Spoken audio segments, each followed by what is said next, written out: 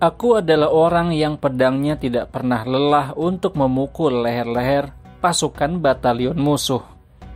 Dengan pedang yang kami simpan untuk menghabisi musuh kami dan melindungi agama Allah dari setiap kekecewaan.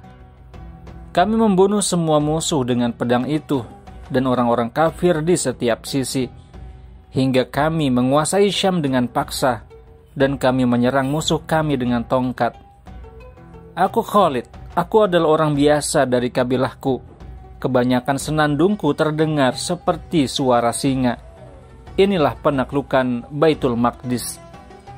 Setelah pertempuran Yarmuk yang legendaris, bangsa Romawi menjadi seperti sebuah bangsa yang kehilangan kekuatannya.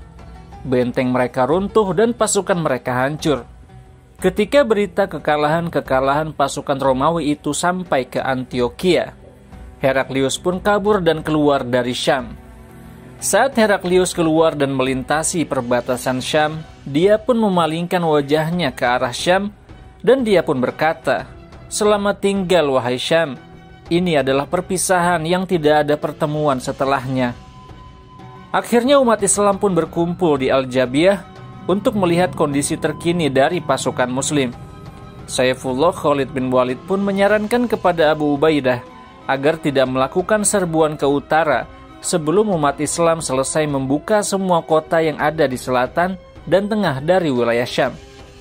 Dan saat itu kota yang masih berada di tangan pasukan Romawi ialah kota Kaisariah dan Baitul Maqdis. Saifullah Khalid bin Walid kemudian menyarankan kepada Abu Ubaidah agar pasukan Muslim bergerak ke Palestina dan Kaisariah. Lalu setelah itu baru kemudian bergerak menuju utara. Abu Ubaidah pun setuju dengan pendapat ini, dan rencana itu kemudian ditulis dan dikirim kepada Umar bin Khattab, Khalifah Rasulullah Shallallahu Alaihi Wasallam, untuk meminta pendapatnya. Umar bin Khattab pun menyarankan hal yang sama seperti yang disarankan oleh Khalid bin Walid.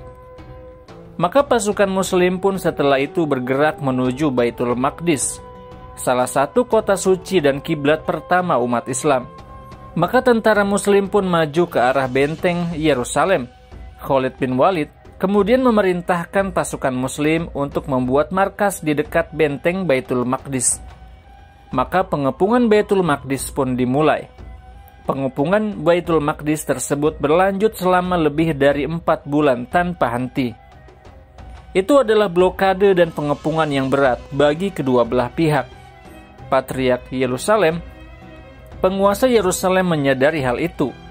Sedikit demi sedikit pengepungan dan blokade yang dilakukan umat Islam semakin membuat orang-orang Baitul Maqdis kesulitan.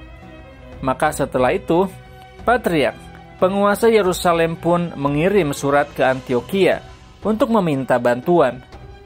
Tetapi pemerintahan Romawi di Antioquia tidak memberikan respon. Setelah beberapa saat, Heraklius bahkan kabur, menyelamatkan dirinya dan meninggalkan Antioquia. Keputusan Heraklius untuk kabur dan meninggalkan Syam membuat penguasa Yerusalem putus asa. Maka tidak ada jalan keluar selain menyerah kepada umat Islam.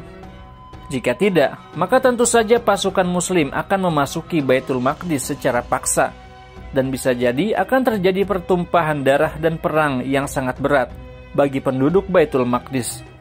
Maka kemudian Patriark, penguasa Yerusalem memanggil Abu Ubaidah bin Jarrah. Patriark memberitahu Abu Ubaidah bahwa dia bersedia menyerahkan Baitul Maqdis dan membayar jizyah. Tetapi dia mengatakan kepadanya bahwa kitab suci mereka menyebutkan bahwa orang yang akan membuka Baitul Maqdis adalah seseorang yang tinggi badannya, dahinya lebar, dan pakaiannya ditambal. Abu Ubaidah berkata, "Maha suci Allah, subhanallah, ini luar biasa." Itu adalah ciri-ciri dari Al-Faruq, Khalifah Rasulullah, Umar bin Khattab. Dan Patriark berkata bahwa saya tidak akan menyerahkan kota ini kecuali kepada dia. Dengan segera, Abu Ubaidah mengirim surat kepada Al-Faruq memberitahunya tentang hal itu. Umar bin Khattab pun langsung bergerak dari Madinah menuju Syam untuk menerima kunci Baitul Maqdis. Dan semua pemimpin pasukan Muslim pun berkumpul di Syam untuk menyambut Umar bin Khattab di Al-Jabiyah. Kemudian mereka semua bergerak bersama-sama ke Baitul Maqdis. Saat bergerak dari Al-Jabiyah menuju Baitul Maqdis, Al-Faruq Umar bin Khattab turun dari untanya. Kemudian dia melepas sandalnya dan meletakkannya di bahunya. Dan selanjutnya dia mengambil kendali untanya. Dan dia pun berjalan dengan menuntun untanya menuju Baitul Maqdis. Abu Ubaidah berkata, "Ya Amirul Mukminin, wahai Amirul Mukminin, apakah Anda melakukan ini? Anda melepas sandal Anda dan meletakkannya di bahu Anda, dan Anda ambil kendali unta Anda dan berjalan bersama unta Anda." Umar bin Khattab pun menjawab, "Saya senang bahwa orang-orang di negara ini menghormatimu, wahai Abu Ubaidah." Umar berkata, "Wah, jika orang lain yang mengatakan seperti itu, wahai Abu Ubaidah, maka akan kita habisi dia, wahai Abu Ubaidah." Dan kata uwa dalam bahasa Arab ialah ungkapan untuk keluhan dan rasa sakit. Kemudian Umar memberikan kata-kata mutiara kepada Abu Ubaidah.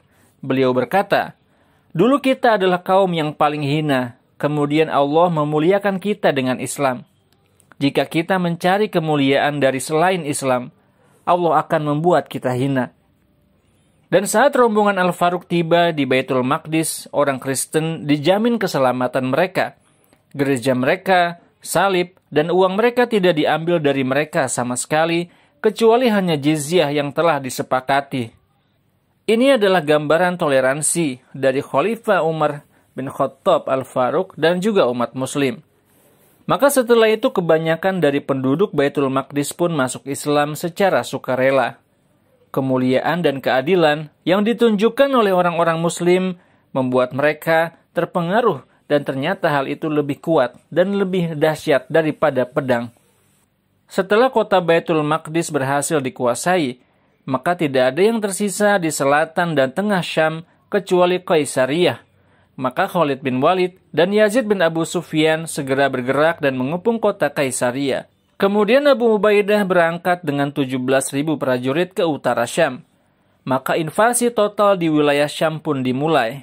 Dan setelah wilayah selatan Syam dikuasai, dan dikuasai pula bagian tengah dari wilayah Syam, umat muslim pun akhirnya tiba di kota Homs.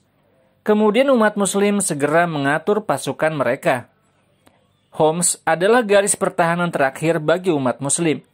Di kota Homs, umat Islam dapat mengambil perbekalan dan beristirahat sejenak sebelum melanjutkan perjuangan. Karena kota Homs adalah batas wilayah kekuasaan umat Islam. Dan kota-kota yang berada di utara kota Homs masih dikuasai oleh pasukan Romawi.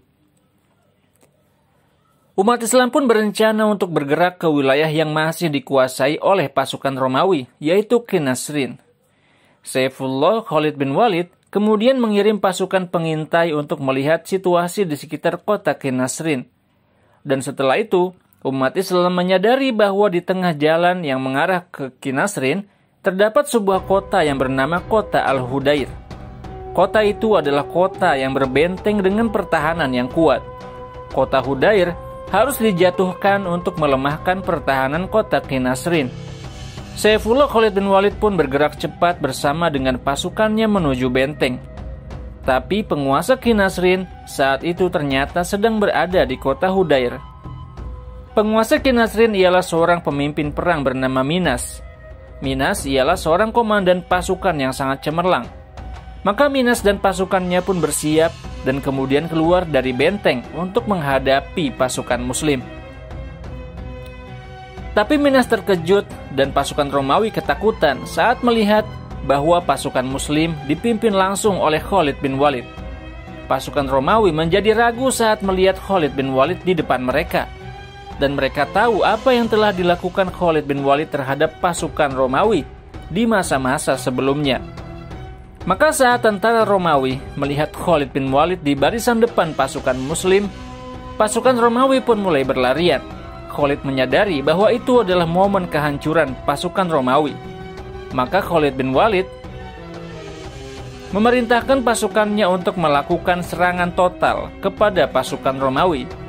Dan Khalid bin Walid pun turut serta menyerang pasukan Romawi di tengah-tengah pasukan muslim. Dan saat itu, Saifullah Khalid bin Walid berhasil menangkap pengawal Minas dan berhasil membunuh mereka semua. Kemudian Khalid maju ke arah Minas dan Khalid pun menyerang Minas hingga tewas.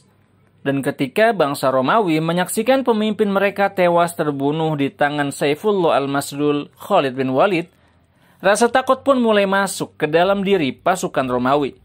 Pasukan Romawi pun berlarian ke segala arah. Pasukan Muslim pun mengikuti mereka dan memusnahkan mereka satu demi satu. Setelah Saifullah membuka kota Al-Hudair, kemudian Khalid bin Walid maju dengan cepat ke Qinasrin. Ketika orang-orang Qinasrin melihat Saifullah Khalid bin Walid datang di barisan depan pasukan Muslim, orang-orang Qinasrin telah mengetahui bahwa pasukan Romawi yang dipimpin pemimpin kota mereka yaitu Minas telah dikalahkan oleh pasukan Muslim, dan penduduk Qinasrin juga tidak lagi memiliki pemimpin. Maka penduduk Qinasrin pun akhirnya menyerahkan kota secara sukarela dan tanpa perlawanan. Maka setelah itu, kabar kemenangan umat Islam di Hudair dan Qinasrin pun tersebar dan sampai kepada Abu Ubaidah dan Umar bin Khattab bahwa kota Qinasrin dan Hudair telah dikuasai oleh pasukan Khalid bin Walid yang berjumlah sekitar 4.000 prajurit. Dan ketika kabar tersebut sampai kepada Al-Faruq Umar bin Khattab, dia mengatakan sebuah kata-kata yang terkenal. Semoga Allah merahmati Abu Bakar. Dia lebih memahami kemampuan orang-orang Muslim daripada aku. Sungguh, laki-laki terbaik ialah Khalid bin Walid. Setelah Saifullah Khalid bin Walid mengatur administrasi dan kekuasaan yang ada di Qinasrin, Saifullah pun berkonsultasi dengan Abu Ubaidah.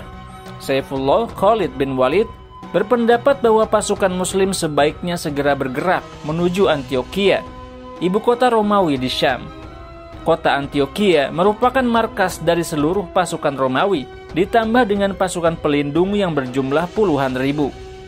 Saat orang-orang Romawi mengetahui pergerakan pasukan Muslim ke arah mereka, mereka pun memutuskan untuk tidak menunggu pasukan Muslim sampai ke benteng, dan pasukan Romawi pun memutuskan untuk keluar dan melawan mereka di jembatan besi, di sungai yang berjarak beberapa mil dari kota Antioquia, untuk mencegah orang-orang Muslim menyeberangi jembatan. Ketika umat Islam tiba di jembatan, mereka pun berhadapan dengan pasukan Romawi dalam sebuah pertempuran yang sangat sulit. Sumber-sumber sejarah tidak menyebutkan detail dari pertempuran tersebut, tapi kebanyakan sejarawan menekankan dahsyatnya perang tersebut. Ibnu Ayyash menggambarkannya dalam bukunya bahwa perang itu adalah sebuah bencana bagi orang Romawi. Karena kota Antioquia memiliki jumlah pasukan paling besar di antara kota-kota lainnya, terutama pasca lepasnya Yarmuk dari tangan pasukan Romawi. Setelah melalui peperangan yang sangat dahsyat dan berat, pedang Allah Khalid bin Walid dan pasukan Muslim pun berhasil mengalahkan pasukan Romawi di jembatan tersebut. Abu Ubaidah dan pasukan Muslim kemudian mengepung Antioquia selama beberapa minggu, sampai akhirnya pasukan Romawi menyerah. Maka setelah itu pasukan Muslim pun memasuki kota Antioquia dengan penuh kemenangan. Maka runtuhlah kota Antioquia, ibu kota Romawi di wilayah Syam. Setelah itu, di tangan Romawi hanya ada kota pesisir seperti Latakia, Tartous, dan Kaisaria, yang nantinya akan dibuka di masa-masa selanjutnya.